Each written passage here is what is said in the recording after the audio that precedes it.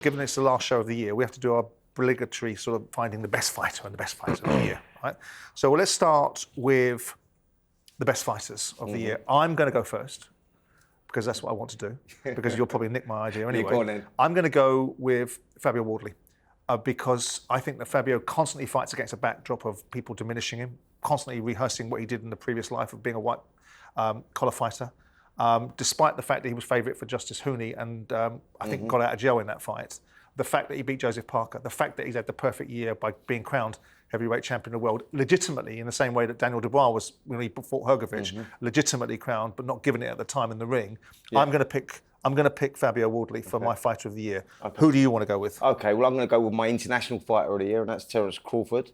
I think that, you know, the performance he put in, jumping up 2 weight divisions to beat Canelo Alvarez is a standout, and he'll go down as an all-time great. And my British fighter of the year would be Fabio Wardley as well, for the reasons that you've just said. You get one pick. No, I'm just going international as well. No, I want to go international as well. One pick. No, I want to go international. One pick. David. I have to agree with you in terms of it has to be obviously Fabio Wardley. You got the fight against Justice Hooney where he's obviously, you know, down on the scorecards, more or less fights. You know, he's let the fight slip between his fingers, and then you got that get out of jail shot. Won it. Of course, it was up against it again in Joseph Parker, against somebody that beat Wilder, beat Zhang. Looked like Parker was in good form, and then obviously you got Wardley that's coming for a tough fight against Justice Hooney, and then he done his thing against Parker. He became a world title holder. You have to give him his credit. You do. You know, who are you going with, Paul? Clean sweep, Wardley. Very good. Yeah. Honourable mention for Nick Ball. I think he's done really well this year. Yeah, but I think Fabio Wardley, the achievement alone, he's heavyweight champion of the world. And I don't use the white collar thing as a stick to beat him. I use it as a praise. It's a credit, absolutely. So yeah. Right, on to fight of the year. I can tell you one it's not going to be. Is your fight against Jamie TKV. You guys don't want to. You guys. Let me get out of the way. Let me get out of the way. You guys want to get the camera off. Get out of the way, I'm going to go with Callum Smith versus Josh Boazzi. Nice. Do you want to build? Do you want to? No, can I do that? No. Why do you have to say? Why do you get to choose fight of the year? Fight of the year. Let me go first because it's going to look like I'm just fence and copying him. Guest. Where are you going? The title. I'm going with the guest. It's got to be Callum Smith Boazzi. It was a 12-round slugfest. Fight was back and forth. I think it was a fight that showed how tough Boazzi was. It was a fight that showed how tough Callum Smith was. Yeah. It was a fight that. Before that fight was actually. When that fight was announced, before the fight actually happened, nobody really knew who was going to win that fight. Yeah. Obviously, some people backed Boazzi, some people backed Callum. That's got to be fight. Shall I tell you why I get to go first? Because I don't know half of what you guys know. And if I get the same fights as you, then I must be in the right direction, and I get some credit for it, don't I? Rather than, have you ever laced any gloves up? And you'll get accused of copying us if you go last, won't you? So Right. So I'm going to go. Who are you going with, Spence? Eubank Ben 1. I think that was a great fight. Really enjoyed it, and I also like Artur Beterbiev versus Dimitri Bivol, which was the first one. I'm going international as well, though. I keep telling him about international. You know what? I'm widening this British space. Because he's an international jet setter now. Exactly. Or is he or not? I've clearly been doing more homework on this than you. I mean, you just come up with a British fight and a British fighter. Because I watched Callum Smith. I maintained the same position all year. His brother's fight against Josh Boazzi for a variety of reasons. And Paul, I'm assuming you're going to... It's the same one, It is. Listen, as David just said, it was a proper fight. And it was a tough fight. I was in the corner for it, luckily, and it stopped me being so nervous, because when you're not in the corner, concentrating on even just wiping the canvas and cleaning his gloves or taking his gum shield out, it's a job, so you keep focused on that and not worrying and yourself when you put the fights. But Boazzi was, obviously we knew before it, tough, durable, fit, would keep coming, and he proved everything on the night, and it was a great fight. It was just a bit sad that it happened at the very start of the year, for when people are not going to remember for the rest of the year, and a show opener. You know what I mean? That was worthy of being top of the bill. That's right. Anywhere really in the UK. That was a undercard, like a show opener fight, and I think that was a fight where everyone was looking at the TV shouting. That was a fight where that was one of them shows where you have to tune in and watch every fight on the card. Yeah, that's absolutely right. Absolutely right. Right, let's talk about you, Mr. Adeleye. 2025, a controversial win against TKV and a defeat against Filip Hrgovic. You yourself, I've had various conversations with Adam about you, but you yourself, how do you assess your 2025? Wasn't the greatest, but look, the men beside me both know that boxing's up and down. You know, at the end of the day, one thing we've got to do is keep moving. 2025 wasn't the best year, but 2026 is a year where I have to rectify that. Make people forget about 2025 and come with a different sort of force. You've got the fight with Jamie, was a stinker. And then you got the one with Hergovich where it didn't go my way. So look, to be fair, look, I look at the positive and negatives and everything, but at the same time, I'm a man that knows what's real. So people don't need to tell me certain things. I already know what it is when I go home. And I got good people around me that just tell me what it is as well. So that fight you had with Hergovich was a step up in level. You're moving into world class now. Like, did you notice that golfing difference there when you stepped up there? Was that a surprise to you? Like, I know you will learn a lot from that, of course. But was it a surprise, the golfing difference in class? Not really, because look, Adam's a elite level coach and he makes me do certain things in the gym. I spar certain people and I do certain things and I see certain things. So of course it was a different level to what I boxed at. And certain things that didn't work were against him. I worked with other fighters, but at the same time, I don't feel like it was a massive step up. But you were going to say, you go, Paul. You go first. Up your ass. I was just going to say, it didn't look too much levels on the night. 100%. It was a very, very good close fight at the time. There was a point in that fight when you should have rolled the dice and you didn't roll the dice, when you had the opportunity. And that's probably what you take from it, right? That's exactly. But isn't that a mindset? I think Paul said something earlier. I think Paul said something after the fight, which is Adelaide's going to look back at this fight and kick himself. Yes, and that's what I felt. Exactly. That's exactly. I'm screaming at the telly at the time, like, go on, lad, go for it. But that's my question next of you.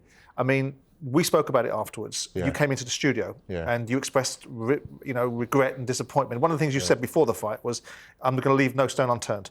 I'm paraphrasing, but this is an opportunity that I'm going to take. Right? You get opportunities in life, you take them. Yet you expressed regret about the opportunity that you didn't take. That's a mindset. I mean, and I also pointed out to you that I felt that you were quite comfortable in the loss, that you were happy after the fight, you were bowling around with a big grin on your face. And that doesn't feel like to me like someone that was looking at the opportunity as anything other than an opportunity to have a credible performance now rather than a win. Is that really hideously unfair of me to say that? That you were pleased to be there? Drastically. That's a man that's never put on a pair of gloves. That doesn't really... No, but I'm asking. No, I'm really asking. I think, for me, look, I took the loss and was I happy about it? Hell no. I was but like I said to you, I'm not a man that goes outside to look for validation. So I don't need to go outside with my head down and look like I'm upset and have people put cameras in my face and say, oh, like, David's clearly about it. No, when I go back home and when I'm behind closed doors and I'm around the people that I'm really with and the real people, they know what's up. You know, I looked at the fight, I watched the fight back. Like, I could have done so much different things. I could have done so much more. That wasn't a fight that was out my depth. I could have won that fight. Clearly, and I would have been. That's the point. And I would have been in a different position now, sitting here with you guys. And absolutely, it's something that I have to take, and it's a bitter pill that I have to swallow. 2026, I have to come differently. Right. And that. How is your relationship developing with Adam? Because I know Adam relatively well, and one of the things he doesn't want to do is waste his time. And he believes that there's an opportunity with you, but it's about how much you want it, and how serious you are about it, and how serious and focused you are about outcomes. I mean, how is that relationship developing? Because one thing he said to me was, if he wastes my time, I won't waste his, in terms of I won't be there. So the fact is, he's still there, so I'm assuming you're not wasting his time. How's that relationship developing? Very good. You know, a man that's very real, being in the game, tells me what it is. You know, and I'm not soft. I think a lot of people, they're thin-skinned. I'm very thick-skinned, so just tell me how it is. I don't want to hear nothing, you know. Yeah, that's right. The way Adam is, Adam tells you how it is anyways. He doesn't care, you know, so... I think that the relationship is developing very well. You know, he's a man that's very honest, tells me what it is, tells me what he wants from me. And listen, you know you can get there, so what are we wasting time for? And what is it you're waiting on? You know, you can do certain things. What are you waiting for? And why didn't you do certain things? So, like I said to you, it was a tough reality check that I had to have for myself. I suppose some people do things in different ways, you know, and I don't use the word mourn, but some people kind of, well, the word I would use is mourn. Some people mourn in different ways. I think for anyone to obviously say that David was kind of happy in that defeat, it was definitely doesn't know me. Okay, fair enough. Stand corrected. You had 2 fights last year. I mean, do you want to be a bit more active than that? 100%. I think next year, I'm on fight. I like fighting 3-4 times a year. I stay in the gym. I stay in shape. You know, I'm the sort of person that wants to stay in the gym, want to be having fights. I'm young. You ain't going to be young forever. No. Your career is not long, and I think one thing that I always know, and ex-fighters always tell me, is David, take advantage of the time you're boxing now because your career is only a certain amount of years. Why only 2 fights? Was there any reasons behind that? Was it your side? Was it promotional side? So no, it wasn't on my side. Obviously, there was one in the first quarter, one in the second quarter, and there was meant to be one in the third quarter, which is Nigeria, and that never ended up happening. Right, okay. You know, so it was meant to be 3 times this year. You know, so next year will definitely be a minimum of 3 fights. You've lost to Wardley and Hrgovic, who are both now. Hrgovic has been considered to be at world level for a while, and obviously that got knocked back a little bit when Daniel Dubois beat him, and obviously he came back and redeemed himself to some extent against Joe Joyce, and then dealt with you. Albeit we all think that you had an opportunity to take. You've lost to what's now considered to be 2 world level fighters. What is it you've got to do to be able to beat world level fighters? I've got to tweak some small things. You know, look, both fights I lost. And the aim's never to lose. I don't go into fights to lose, and I'm not no punk. So no one's definitely going to put hands on me and not get no hands put on them. That's just facts. You know, there's certain things that I need to tweak, and there's certain things that I need to do, and there's certain things that I got to do on fight night, because you might do it in the gym, but it's different. You do it, you know, under the stage and the bright lights. So there's certain things I need to tweak, but I think people will see that. It's easy to talk. I can come out here and say the craziest things, and I always say, a lot of people ask me, "Oh, David, you showed your bottle in that fight," but it's like I didn't show my bottle to nobody because I knew what I had already. It wasn't a thing about me showing my bottle to the fans, to the public, to anybody. It was, I know what I'm capable of, and I know what I'm made of. When there's no one in the gym, I'm the same. I can spar with absolutely no one in the gym. My coach, my sparring partner's coach, and it's the exact same thing. So, what's the situation? I mean, we talked. We had you in a studio, and we had Jamie TKV, who wanted to bash me up last time he saw me before the fight with Fraser. Probably much deserved, is what I think, right? Is there at the time you promised him a rematch? Yeah. Has that ship sailed? I mean, ultimately, who's giving who the rematch now? He's the British champion. No, definitely it's me giving him the rematch. Remember that. I already got one up on him. What have you got to offer him?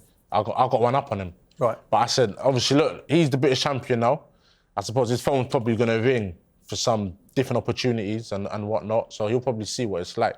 The rematch was meant to happen. Yeah. I think they kind of went with the notion that I shied away from it. You took Hrgovic. I mean, Adam told me you took Hrgovic. Who would you take? You'd take Hrgovic over Jamie TKV commercially. I beat somebody already, so there's no fear there. You really know that, and I'm very confident in the Jamie fight. You know. Yeah. So yeah, look. Is he a better fighter now? Do you think than the one that fought you before? I mean, no, not really. Just look the same, if I'm honest. It's just Fraser. I mean, what's left of Fraser, we don't know. I'm not a man to kick him out whilst he's down. You don't do that. So do you have a real genuine interest in that fight, or with Jamie? Or have you moved on from it? I've moved on from it, but if everyone's saying it makes sense and this is the fight you should take, then I'll do it. But realistically, I've moved on from it. I've boxed at a higher level. You know, I've proved myself at a high level and I've beaten you already. So realistically, I've moved on from it. But what do we think? I mean, it's difficult to ask the question when you boys are sitting next to him. But what do you expect to see from David? It's not difficult. Be honest. I'm a No, I don't think it's difficult either. But people like to be diplomatic, don't they? I don't suffer from that. I think from David, listen, I've